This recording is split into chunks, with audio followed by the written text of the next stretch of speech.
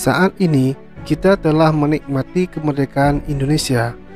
Kemerdekaan yang kita nikmati ini sekarang tidak diperoleh secara cuma-cuma, melainkan melalui proses perjuangan yang sangat panjang dan dilakukan di berbagai daerah di Indonesia.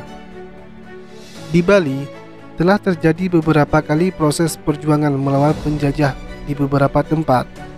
Antara lain adalah Perang Jagaraga, Perang Puputan, Perang Margarana, dan lain sebagainya. Menurut sejarah, ada sejumlah puputan yang meletus di Bali.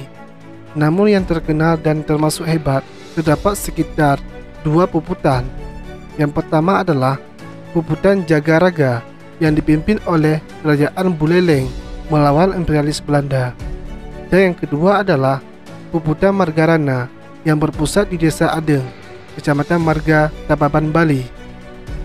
Tokoh perang ini adalah Letnan Kolonel I Gusti Ngurah Rai. Puputan Margarana dianggap banyak pihak sebagai perang sengit yang pernah bergulir di Pulau Dewata, Bali. Untuk mengetahui meledaknya Puputan Margarana, silakan simak penjelasannya di video ini. Sebelum teman-teman melanjutkan video ini, alangkah baiknya teman-teman menekan tombol like, subscribe, dan jangan lupa menyalakan lonceng notifikasi supaya teman-teman tidak ketinggalan video-video sejarah lainnya.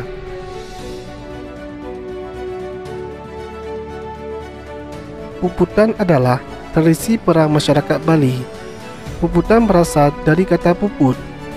Menurut Kamus Besar Bahasa Indonesia, kata puput bermakna terlepas dan tanggal. Adapun yang dimaksud dengan kata puputan versi pribumi Bali adalah perang sampai nyawa lepas atau tanggal dari badan. Dapat dikatakan kalau puputan adalah perang sampai game over atau titik darah terakhir. Istilah Margarana diambil dari lokasi pertempuran hebat yang saat itu berlangsung di daerah Marga, Tababan, Bali. Latar belakang munculnya Puputan Margarana sendiri bermula dari perundingan Linggarjati antara Belanda dengan pemerintah Indonesia. Perjanjian Linggarjati sangat menguntungkan bagi Belanda. Melalui Linggarjati, Belanda hanya mengakui Sumatera, Jawa, dan Madura sebagai wilayah teritorial Indonesia secara de facto, sementara tidak untuk Bali. Dan selanjutnya, Belanda diharuskan sudah meninggalkan daerah de facto paling lambat tanggal 1 Januari tahun 1949. Pada tanggal 2 dan 3 Maret tahun 1949, Belanda mendaratkan pasukannya kurang lebih 2.000 tentara di Bali yang diikuti oleh tokoh-tokoh yang memihak Belanda. Tujuan dari pendaratan Belanda ke Bali sendiri adalah untuk menegakkan berdirinya negara Indonesia Timur. Pada waktu itu, Letnan Kolonel I Gusti Ngurah Rai yang menjabat sebagai Komandan Resimen Nusa Tenggara sedang pergi ke Yogyakarta untuk mengadakan konsultasi dengan markas tertinggi TRI, sehingga dia tidak mengetahui tentang pendaratan Belanda tersebut. Niat menjadikan Bali sebagai negara Indonesia Timur, Belanda menambah kekuatan militernya untuk menancapkan kuku imperialis lebih dalam di Bali. Pasca Linggarjati, sejumlah kapal banyak mendarat di pelabuhan lepas pantai Baling. Ini juga barangkali yang menyebabkan meletusnya Puputan Jagaraga yang dipimpin oleh Kerajaan Buleleng. Keadaan ini membuat suhu perpolitikan dalam negeri sedikit tidak stabil. Sebagian pihak menilai perjanjian Linggarjati merugikan RI. Rakyat Bali kecewa karena mereka berhak menjadi bagian dari kesatuan RI. I Gusti Ngurah Rai yang saat itu menjabat sebagai Komandan Resimen Nusa Tenggara digoda oleh Belanda. Sejumlah tawaran yang menggiurkan disodorkan untuk meluruhkan hati sang kolonel agar membentuk negara Indonesia Timur. Akan tetapi, I Gusti Ngurah Rai yang saat itu berusia 29 tahun lebih memilih Indonesia sebagai tanah airnya. Di saat pasukan Belanda sudah berhasil mendarat di Bali, perkembangan politik di pusat pemerintahan Republik Indonesia kurang menguntungkan akibat perundingan Linggarjati, di mana Pulau Bali tidak diakui sebagai bagian wilayah Republik Indonesia. Pada umumnya, rakyat Bali sendiri merasa kecewa terhadap isi perundingan tersebut karena mereka merasa berhak masuk menjadi bagian dari Negara Kesatuan Republik Indonesia.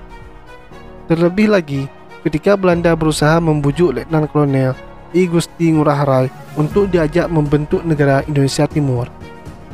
Untung saja, ajakan tersebut ditolak dengan tegas oleh I Gusti Ngurah Rai.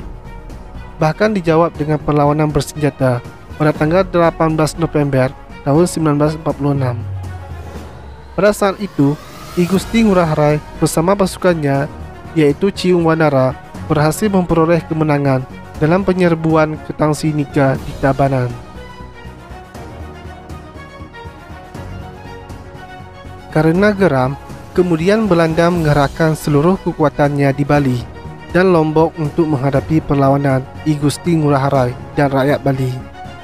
Selain merasa geram terhadap kekalahan pada pertempuran pertama, ternyata pasukan Belanda juga kesal karena adanya konsolidasi dan pemusatan pasukan Ngurah Rai yang ditempatkan di Desa Adeng, Kecamatan Marga, Tabanan, Bali. Setelah berhasil mengumpulkan pasukannya dari Bali dan Lombok, kemudian Belanda berusaha mencari pusat kedudukan pasukan Ciung Wanara. Pagi-pagi buta, tanggal 20 November tahun 1946, Belanda mengerahkan pasukan dan mengepung desa yang menjadi pertahanan tentara rakyat Bali. Terjadilah aksi tembak-menembak yang membuat Belanda agak terdesak. Belanda terpaksa mengerahkan seluruh kekuatan militernya yang ada di Bali, ditambah dengan mendatangkan pesawat pengebom dari Makassar. Meskipun dikepung dan kalah jumlah prajurit maupun persenjataan, I Gusti Ngurah Rai dan pasukannya serta rakyat Bali pantang menyerah. Mereka bertekad tidak akan mundur sampai tetes darah terakhir. Komando puputan pun diserukan. Perang habis-habisan dilancarkan demi tegaknya kemerdekaan Indonesia, sekaligus demi harga diri rakyat Bali. Terjadilah pertempuran besar yang sejatinya tidak seimbang. Pasukan Bali yang berjumlah kurang dari 100 orang seluruhnya gugur di medan laga, termasuk I Gusti Ngurah Rai. Namun Belanda juga mengalami kerugian yang sangat besar. Sebanyak 400 orang tentaranya tewas. Untuk mengenang peristiwa heroik itu, di lokasi puputan Margarana kini berdiri Tugu Pahlawan Taman Pujaan Bangsa. I Gusti Ngurah Rai pun ditetapkan sebagai pahlawan nasional oleh pemerintah RI. Selain itu, nama I Gusti Ngurah Rai juga diabadikan sebagai nama bandara internasional di Bali, dan kapal perang Republik Indonesia atau KRI juga disematkan untuk profil mata uang pecahan Rp50.000 pada tahun 2005. Jika dari pihak Bali terdapat nama I Gusti Ngurah Rai sebagai tokoh utama, dari kubu Belanda tersebutlah nama Kapten G.B.T. Koenig dan Letnan Kolonel F. Mollinger sebagai pemimpin pasukan Nika. Kesimpulannya, Perang Puputan Margarana adalah perang habis-habisan yang terjadi pada tanggal 20 November tahun 1946. Pada saat itu, I Gusti Ngurah Rai dan pasukannya melakukan long march ke Gunung Agung, tepatnya di ujung timur Pulau Bali. Pasukan pemuda Ciung Wanara yang saat itu masih belum siap dengan persenjataannya tidak terlalu terburu-buru menyerang serdadu Belanda. Mereka masih berfokus dengan pertahanannya dan menunggu komando dari I Gusti Ngurah Rai untuk membalaskan serangan. Begitu tembakan tanda menyerang diletuskan, puluhan pemuda menyeruak dari ladang jagung dan membalas sergapan tentara Nika. Dengan senjata rampasan, akhirnya Ciung Wanara berhasil memukul mundur serdadu Belanda. Perang sampai habis atau puputan inilah yang kemudian mengakhiri hidup I Gusti Ngurah Rai. Peristiwa inilah yang kemudian dicatat sebagai peristiwa Puputan Margarana malam itu pada tanggal 20 November tahun 1946 di Marga, Bali. Sekian video kali ini. Jika ada yang salah dalam penyampaian saya, silakan komen di bawah. Dan sampai jumpa di video-video sejarah lainnya.